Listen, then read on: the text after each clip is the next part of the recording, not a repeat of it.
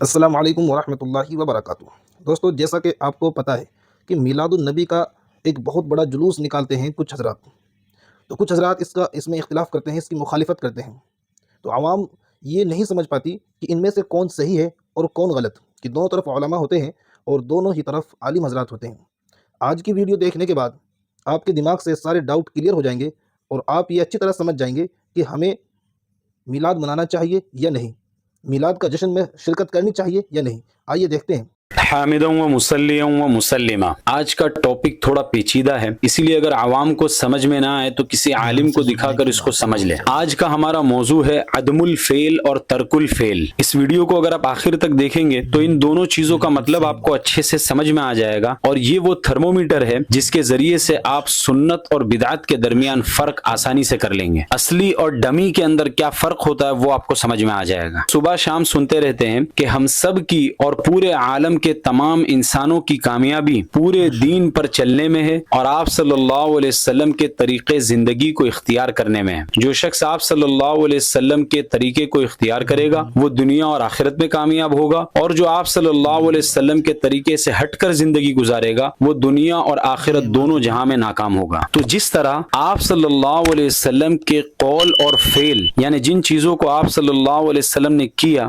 ان کاموں میں آپ صلی اللہ علیہ وسلم کی پیروی کرنا ہمارے لیے ضروری ہے، بالکل اسی طرح وہ کام جو آپ صلی اللہ علیہ وسلم نے قصدن نہیں کیے، جان بوجھ کر نہیں کیے، یعنی اس کا تقاضا تھا، اس کی وجہ موجود تھی، اس کی ضرورت تھی، پھر بھی آپ صلی اللہ علیہ وسلم نے نہیں کیا، تو ایسے کاموں کو نہ کرنا یہ بھی ہمارے لیے ضروری ہے۔ اور جو شخص ایسے کاموں کو جس کو آپ صلی اللہ علیہ وسلم نے جان بوجھ کر نہیں کیا، ایسے کاموں کو اگر کوئی شخص کرے گا تو یقیناً وہ بدعت کے اندر مبتلا ہو جائے گا۔ اب جو کام آپ صلی اللہ علیہ وسلم نے نہیں کیے اس کو آپ دو قسموں کے اندر تقسیم کر سکتے ہیں، نمبر ایک عدم الفعل اور نمبر دو ترک الفعل۔ پہلے عدم الفعل کو لے لیتے ہیں، یعنی کسی کام کو آپ صلی اللہ علیہ وسلم اس وجہ سے نہ کرے کہ اس کی ضرورت اور اس کا تقاضا ہی پیش نہیں آیا، یعنی جان بوجھ کر آپ صلی اللہ علیہ وسلم نے وہ کام نہیں کیا، ایسا نہیں ہے، بلکہ اس کی ضرورت اور تقاضا پیش نہیں آیا اس وجہ سے نہیں کیا۔ تو اگر ایسے کسی کام کی ضرورت اور تقاضا آپ صلی اللہ علیہ وسلم کے زمانے کے بعد میں پیش آ جائے اور پھر لوگ اس کو کریں تو اس کام کو بدعت نہیں کہا جائے گا۔ اس کی ایک مثال لے لیجئے، امام محمد بن اسماعیل بخاری جن کی وفات 256 ہجری میں ہوئی، انہوں نے اپنی کتاب صحیح بخاری میں کتاب الاطعمہ کے اندر ایک روایت نقل کی ہے۔ حضرت انس رضی اللہ عنہ فرماتے ہیں کہ میں نہیں جانتا کہ آپ صلی اللہ علیہ وسلم نے مختلف تشتریوں میں کبھی کھانا کھایا ہو، یا آپ صلی اللہ علیہ وسلم کے لیے نرم روٹی پکائی گئی ہو، یا آپ صلی اللہ علیہ وسلم نے کبھی میز پر کھانا کھایا ہو۔ اس حدیث سے ہمیں پتا چلا کہ آپ صلی اللہ علیہ وسلم کے لیے نرم روٹیاں نہیں پکتی تھی، اور نہ آپ صلی اللہ علیہ وسلم میز پر کھانا کھاتے تھے اور نہ تشتریوں میں کھانا کھاتے تھے۔ تو اگر آج کے زمانے میں جو لوگ نرم روٹیاں کھاتے ہیں تو انہیں یہ نہیں کہا جائے گا کہ چونکہ آپ صلی اللہ علیہ وسلم نے نرم روٹیاں نہیں کھائی تھی تو جو تم چپاتیاں کھا رہے ہو یہ بدعت ہے۔ کیوں؟ وجہ اس کی یہ ہے کہ آپ صلی اللہ علیہ وسلم کے زمانے میں ان چیزوں کا ماحول اور یہ تکلفات نہیں تھے، تو اس کے تقاضے موجود نہیں تھے، تو اس وجہ سے آپ صلی اللہ علیہ وسلم نے اس کام کو نہیں کیا۔ ایک مثال اور لے لیجئے، جنگ یمامہ کے موقع پر جب بہت سے حفاظ قرآن شہید ہوئے تو حضرت عمر رضی اللہ تعالیٰ عنہ کو قرآن کے ضائع ہونے کا اندیشہ ہوا کہ اگر اسی طرح حفاظ قرآن شہید ہوتے رہے تو ممکن ہے کہ ایک بہت بڑا قرآن کا حصہ ضائع ہو جائے۔ چنانچہ حضرت عمر رضی اللہ تعالیٰ عنہ حضرت ابوبکر صدیق رضی اللہ تعالیٰ عنہ کے پاس آئے اور انہیں یہ مشورہ دیا کہ قرآن کو جمع کرنا چاہیے۔ حضرت ابوبکر صدیق رضی اللہ تعالیٰ عنہ نے فرمایا کہ جس کام کو آپ صلی اللہ علیہ وسلم نے نہیں کیا اس کام کو بھلا میں کیسے کر سکتا ہوں؟ لیکن جب حضرت عمر رضی اللہ تعالیٰ عنہ نے اصرار کیا تو حضرت ابوبکر صدیق رضی اللہ تعالیٰ عنہ کو بھی بات سمجھ میں آ گئی کہ یہ عدم الفعل ہے، یعنی آپ صلی اللہ علیہ وسلم کے زمانے میں اس کی ضرورت نہیں تھی، اس وجہ سے آپ صلی اللہ علیہ وسلم نے قرآن کو جمع نہیں کیا، لیکن آج جب حفاظ قرآن اتنی بڑی تعداد کے اندر شہید ہو رہے ہیں تو اب اس کی ضرورت پیش آئی ہے، تو اس وجہ سے اب اگر ہم اس کو کریں گے تو یہ بدعت کے اندر شمار نہیں ہوگا۔ چنانچہ یہ عدم الفعل تھا، ترک الفعل نہیں تھا۔ اب دوسری قسم کو دیکھتے ہیں، ترک الفعل۔ ترک الفعل یہ ہے کہ اس میں آپ صلی اللہ علیہ وسلم کسی کام کو نہ کرنے کا قصد کرتے ہیں، یعنی جان بوجھ کر کسی کام کو نہیں کیا، یعنی اس کام کو کرنے کی وجہ بھی موجود تھی، اس کام کو کرنے کی ضرورت بھی تھی، اس کا تقاضا بھی موجود تھا، مقتضی اور محرک موجود تھے، پھر بھی آپ صلی اللہ علیہ وسلم اگر کسی کام کو نہ کریں تو اسی کو ترک الفعل کہا جاتا ہے۔ اور ایسے کسی کام کو کہ جس کا تقاضا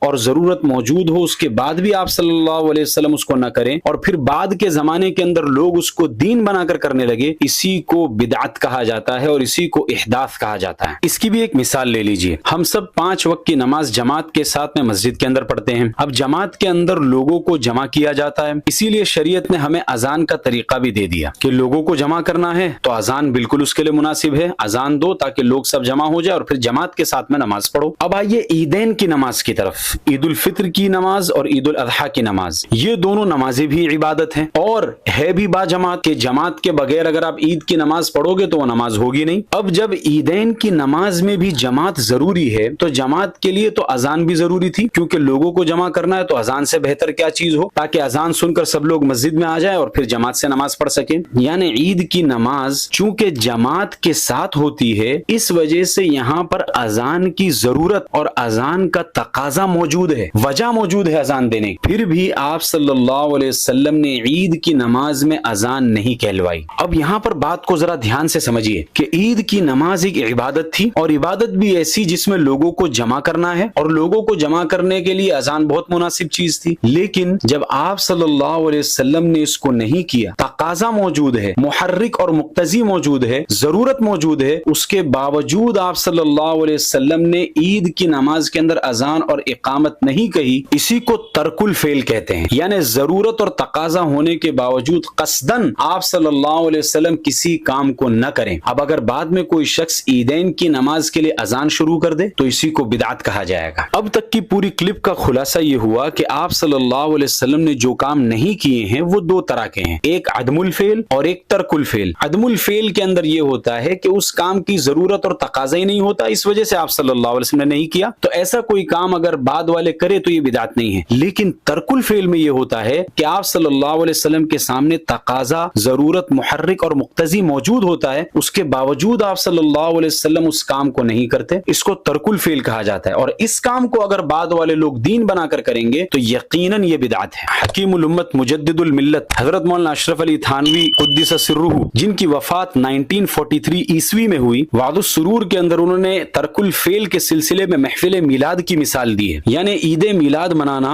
اور میلاد کی محفل قائم کرنا، اس کی وجہ، اس کی ضرورت اور تقاضا کیا ہے؟ آپ جب غور کریں گے تو پتہ چلے گا کہ اس کی وجہ ہے الفرح علی ولادت النبی صلی اللہ علیہ وسلم، یعنی آپ صلی اللہ علیہ وسلم کی پیدائش پر خوش ہونا۔ اب یہ جو وجہ ہے آپ صلی اللہ علیہ وسلم کی پیدائش پر خوش ہونا، یہ ایک ایسی وجہ اور ایک ایسا تقاضا ہے کہ یہ وجہ آپ صلی اللہ علیہ وسلم کے زمانے میں اور صحابہ کے زمانے میں بھی موجود تھی، اور اس تقاضے اور ضرورت اور وجہ کے موجود ہونے کے باوجود نہ تو آپ صلی اللہ علیہ وسلم نے محفل میلاد کو منعقد کیا، نہ صحابہ نے بعد میں میلاد کی محفلیں قائم کی اور عید میلاد منایا گیا۔ اس لیے میلاد کی مجلسوں کا قائم کرنا بدعت ہے۔ یا پھر جو لوگ میلاد مناتے ہیں وہ یہ مان لیں کہ انہیں اتنی خوشی ہوئی ہے آپ صلی اللہ علیہ وسلم کی پیدائش پر جتنی خوشی صحابہ کو بھی نہیں ہوئی تھی، اور ظاہر سی بات ہے یہ بالکل جھوٹ ہے۔ امام ابو اسحاق ابراہیم بن موسیٰ شاطبی، جن کی وفات 590 ہجری میں ہوئی، وہ اپنی مشہور تصنیف کتاب الاعتصام جلد 1 صفحہ 361 پر لکھتے ہیں، شریعت اگر کسی خاص حکم سے خاموش ہو اور آپ صلی اللہ علیہ وسلم کسی کام کو نہ کریں جبکہ اس کا تقاضا اور ضرورت موجود ہو، لیکن پھر بھی ایک عام حکم کو اس کی عام حالت پر ہی باقی رکھا جائے، نہ اس میں کوئی کمی کی جائے نہ اس میں کوئی چیز بڑھائی جائے، تو یہ صریح دلیل ہے اس بات کی کہ اب جو کوئی بھی اس عام حکم کے اوپر اپنی عقل اور رائے سے کوئی چیز بڑھائے گا تو وہ بدعت اور دین میں زیادتی ہوگی۔ تو اسی کو ترک الفعل کہتے ہیں کہ آپ صلی اللہ علیہ وسلم اور صحابہ نے اس کام کو تقاضا موجود ہونے کے باوجود نہیں کیا، کوئی رکاوٹ نہ ہونے کے باوجود نہیں کیا، وجود مقتضی اور انتفاع معنی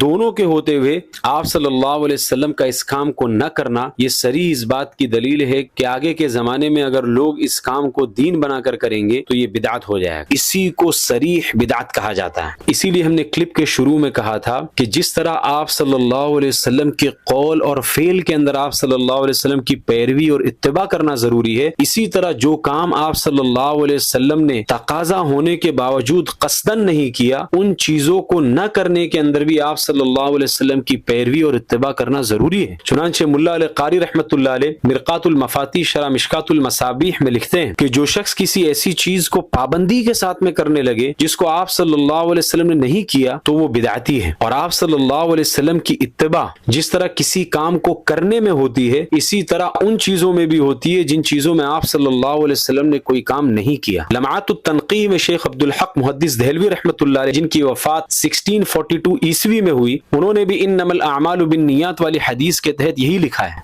इसी तरह अहमद बिन अली बिन तगलब अल मारूफ भी इब्न साआती जो मशहूर हनफी फ़क़ीह और उसूली थे, उन्होंने अपनी किताब मजमाउल बहरैन में एक रिवायत नकल की है कि एक शख्स ने ईद की नमाज से पहले नफल पढ़ने का इरादा किया तो हज़रत अली रज़ी अल्लाह तआला अन्हु ने उसको देखा तो उसे मना किया, तो उसने जवाबन हज़रत अली को कहा कि मैं जानता हूँ कि अल्लाह ताला मुझे नमाज पढ़ने पर तो अजाब नहीं देंगे। तो हज़रत अली रज़ी अल्लाह तआला अन्हु ने फरमाया कि ये बात भी यकीनी है कि अल्लाह ताला तुम्हें ऐसे किसी काम पर सवाब भी नहीं देंगे जिसको आप सल्लल्लाहु अलैहि वसल्लम ने नहीं किया। अल्लाह ताला हमें दीन की सही समझ अता फरमाए और बिदअत से हमारी और पूरी उम्मत की हिफाजत फरमाए।